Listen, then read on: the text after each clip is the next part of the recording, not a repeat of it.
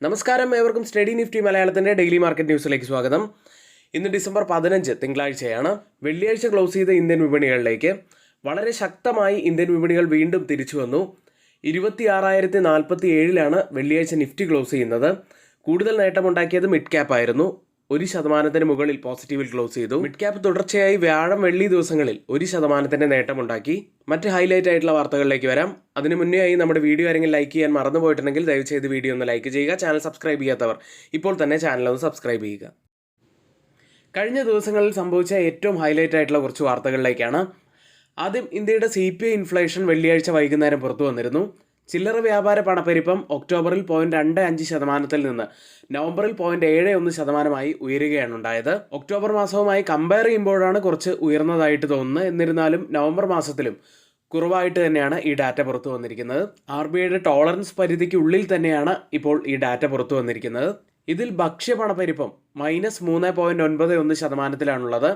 ഒക്ടോബറിൽ അത് -5% ഭക്ഷ്യപണപ്പെരുപ്പം വീണ്ടും കുറയാനുള്ള കാരണമായത് പച്ചക്കറികളുടെയും പഴവർഗ്ഗങ്ങളുടെയും വിലയിലുണ്ടായ ഇടിവ് തന്നെയാണ്. ഭക്ഷ്യവും ഇന്ധനവും ഒഴികെയുള്ള കോർ പണപ്പെരുപ്പം 4.23% നേരിയ തോതിൽ കുറഞ്ഞു. ഡിസംബർ മാസത്തെ RBIയുടെ മോണിറ്ററി പോളിസി കമ്മിറ്റി മീറ്റിംഗിൽ 25 ബേസിസ് പോയിന്റ്സ് റിപ്പോ നിരക്ക് കുറച്ചിരുന്നു. ഇതോടെ 5.25% ആയിരിക്കുകയാണ്. ഏതായാലും ഇനി പുറത്തു വരാനിരിക്കുന്ന CPI ഇൻഫ്ലേഷനിൽ CPI ഡാറ്റ 1.5% ഉയരാനാണ് സാധ്യതയുള്ളതെന്നാണ് വിദഗ്ധർ പ്രതീക്ഷിക്കുന്നത്. അടുത്തതായി നവംബറിലെ കാർ സെയിൽസുമായി ബന്ധപ്പെട്ട ഒരു വാർത്തയിലേക്കാണ്. നവംബറിൽ കാർ വിൽപ്പന 19% വാർഷിക വളർച്ച കൈവരിച്ചു. ഇതോടെ നവംബർ മാസം ഓട്ടോ സെക്ടറിനെ സംബന്ധിച്ച് വളരെ മികച്ച ഒരു മാസമായി കഴിഞ്ഞിരിക്കുന്നു. ഉത്സവകാല ആവശ്യകതയും GST നിരക്ക് വെട്ടിക്കുറയ്ക്കലും മൂലമുണ്ടായ ഒരു വളർച്ചയാണ് നവംബർ മാസം നമുക്ക് കാണാൻ കഴിഞ്ഞത്. പാസഞ്ചർ വെഹിക്കിൾ PV കയറ്റുമതിയിൽ 19% വാർഷിക വളർച്ചയോടെ 4.12 ലക്ഷം യൂണിറ്റിലെത്തി. ഇരുചക്ര വാഹന വിൽപ്പന 21% വാർഷിക വളർച്ചയോടെ 1.94 ദശലക്ഷം യൂണിറ്റിലെത്തി. മോട്ടോർ സൈക്കിളുകളിൽ 18% വാർഷിക വളർച്ചയോടെ 1.16 ദശലക്ഷം യൂണിറ്റിലുമെത്തി. സ്കൂട്ടറുകൾ നോക്കിക്കഴിഞ്ഞാൽ 29% വർദ്ധിച്ച് നഗര ആവശ്യകതയിൽ ശക്തമായിട്ടുള്ള പ്രകടനം കാഴ്ചവെച്ചു.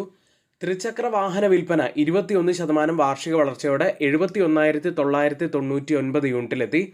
മൊത്തത്തിലുള്ള ഓട്ടോ കയറ്റുമതി ഏകദേശം 21% വാർഷിക വളർച്ച രേഖപ്പെടുത്തിയത്. മറ്റൊരു വാർത്തയിലേക്ക്. ഇൻഷുറൻസിൽ 100% ഫോറിൻ ഡയറക്റ്റ് ഇൻവെസ്റ്റ്മെന്റ് അനുവദിച്ചെങ്കിലും വിദേശ കമ്പനികൾ ഒറ്റയ്ക്ക് ഇന്ത്യയിൽ പ്രവേശിക്കാൻ സാധ്യതയില്ല. ശക്തമായിട്ടുള്ള വിതരണ ശൃംഖലകളും ഉപഭോക്തൃ വിശ്വാസവും കാരണം പ്രാദേശിക പങ്കാളികൾ പ്രധാനമാണ്. ഏതായാലും ഈ ഒരു വാർത്തയുടെ ഗുണം ലഭിക്കാൻ സാധ്യതയുള്ളത് HDFC life, SBI life insurance, ICICI Prudential life, Max Financial Services, LIC തുടങ്ങിയവയാണ്. ഇനി ഗ്ലോബൽ മാർക്കറ്റുകളിലേക്കാണ്. പൊതുവിൽ വീക്കായിട്ടാണ് ഗ്ലോബൽ മാർക്കറ്റുകൾ വെള്ളിയാഴ്ച ക്ലോസ് ചെയ്യുന്നത്. വെള്ളിയാഴ്ച US ഡൗ ജോൺസ് 0.51% ഇടിഞ്ഞപ്പോൾ S&P 500 1%, നാസ്ഡാക്ക് 1.69% ഇടിഞ്ഞത്. ബ്രോഡ്കോമിൻ്റെയും ഒറാക്കിളിൻ്റെയും അഭിപ്രായത്തിൽ ഫലങ്ങൾ AI ബബിളുമായി ഉള്ള ഭയങ്ങൾ ഉയർത്തിയതാണ് വെള്ളിയാഴ്ച US മാർക്കറ്റുകൾ ഇടിയാൻ കാരണമായത്. ഇനി മൂല്യനിർണ്ണയ ആശങ്കകൾ കാരണമാണ് ടെക് ഓഹരികൾ വിൽപ്പന സമ്മർദ്ദം നേരിട്ടത്. കൂടാതെ US ട്രഷറി ഈൽഡ് വരുമാനം ഉയരുകയുണ്ടായി. ചില US നയരൂപകർത്താക്കൾ പറഞ്ഞതിൻ്റെ അഭിപ്രായത്തിൽ നിരക്ക് കുറയ്ക്കൽ ഉടൻ ഉണ്ടാകില്ല എന്നതും മാർക്കറ്റിനെ സംബന്ധിച്ച് നെഗറ്റീവായി മാറി. US ലിസ്റ്റ് ചെയ്ത ഇന്ത്യൻ കമ്പനികളുടെ പ്രകടനം. വിപ്രോ 1.77% ഇടിഞ്ഞു.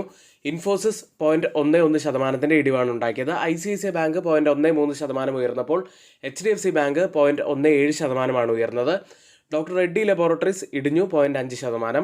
യൂറോപ്യൻ വിപണിയും വെള്ളിയാഴ്ച ഇടിവിൽ തന്നെയാണ് ക്ലോസ് ചെയ്യുന്നത്. ഇനിയിപ്പോൾ ട്രേഡിംഗ് ആരംഭിച്ചിരിക്കുന്ന US ഫ്യൂച്ചേഴ്സ് ചെറിയ പോസിറ്റിവിറ്റിയിലാണ്. S&P 500 0.2% നേട്ടത്തിൽ ട്രേഡ് ചെയ്യുന്നു. ഇപ്പോൾ ഓപ്പൺ ചെയ്തിരിക്കുന്ന ഏഷ്യൻ മാർക്കറ്റുകളിലേക്ക്. ജപ്പാൻ മാർക്കറ്റ് നിക്കി 1.35% ഇടിവിലാണ്. കോസ്പി മാർക്കറ്റ് 1.56% ഇടിവിൽ ട്രേഡ് ചെയ്യുന്നു.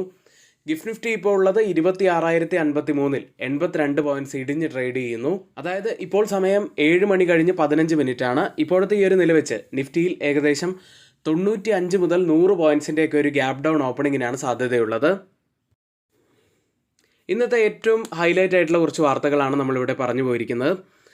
ഇനി ആരെങ്കിലും നമ്മുടെ വീഡിയോയ്ക്ക് ലൈക്ക് ചെയ്യാൻ മറന്നു പോയിട്ടുണ്ടെങ്കിൽ ദയവ് ചെയ്ത് വീഡിയോ ഒന്ന് ലൈക്ക് ചെയ്യുക. ചാനൽ സബ്സ്ക്രൈബ് ചെയ്യാത്തവർ ഇപ്പോൾ തന്നെ ചാനൽ ഒന്ന് സബ്സ്ക്രൈബ് ചെയ്യുക.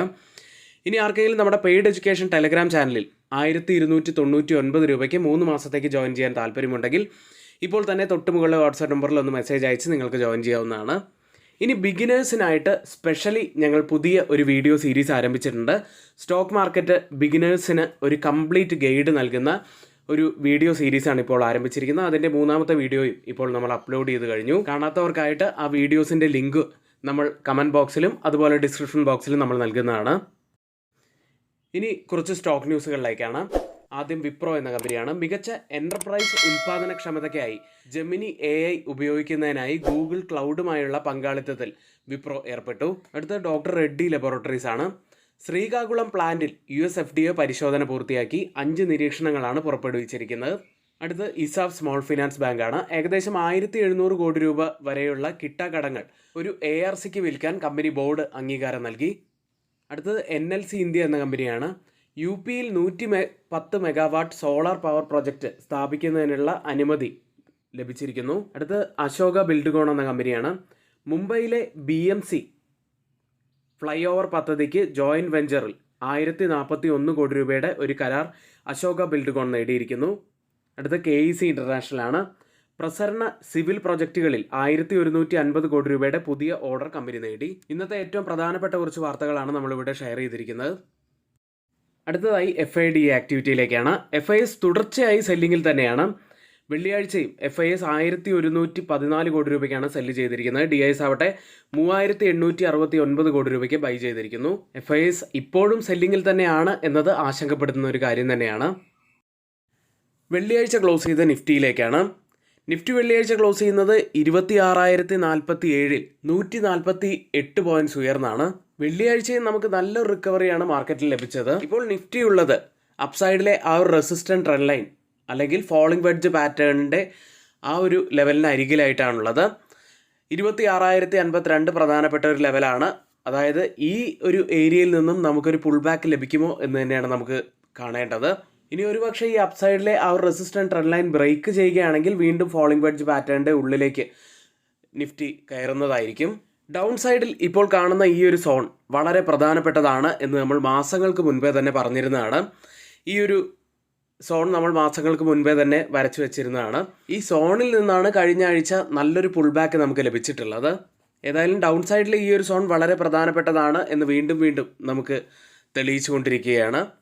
അപ്സൈഡിൽ നമുക്ക് നോക്കേണ്ടത് ഓൾ ടൈം ഹൈ ലെവൽ കൂടാതെ ഒരു സെല്ലിംഗ് സോൺ കൂടി അവിടെ വരുന്നുണ്ട്. ഈ രണ്ട് ഏരിയയും ബ്രേക്ക് ചെയ്ത് കംഫർട്ടബിൾ ആയിട്ടുള്ള 26,300 മുകളിലായിട്ടൊക്കെ ഒരു ക്ലോസിംഗ് വെക്കേണ്ടതായിട്ടുണ്ട്. ഡൗൺ സൈഡിലേക്ക് വന്നാൽ ഈ സോണിന് താഴെയായിട്ടൊരു ക്ലോസിംഗ് വെക്കുകയാണെങ്കിൽ, അതും ഒരു വീക്ക്ലി ക്ലോസിംഗ് കൂടിയാണെങ്കിൽ കുറച്ചുകൂടി നമ്മൾ കോഷ്യസ് ആയി ഇരിക്കേണ്ടതുണ്ട്. നിഫ്റ്റി വെള്ളിയാഴ്ചത്തോടു കൂടി 20 ഡേ EMAയ്ക്ക് മുകളിലായിട്ട് ക്ലോസിംഗ് വെച്ച് കഴിഞ്ഞു.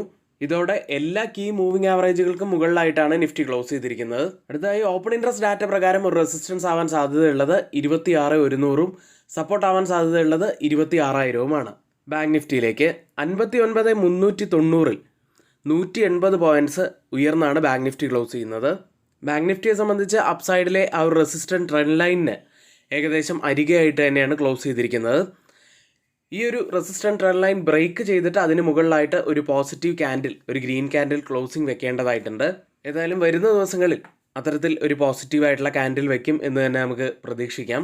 ബാങ്ക് നിഫ്റ്റിയും പ്രധാനപ്പെട്ട എല്ലാ കീ മൂവിംഗ് ആവറേജുകൾക്കും മുകളിലായിട്ടാണ് ട്രേഡ് ചെയ്യുന്നത്.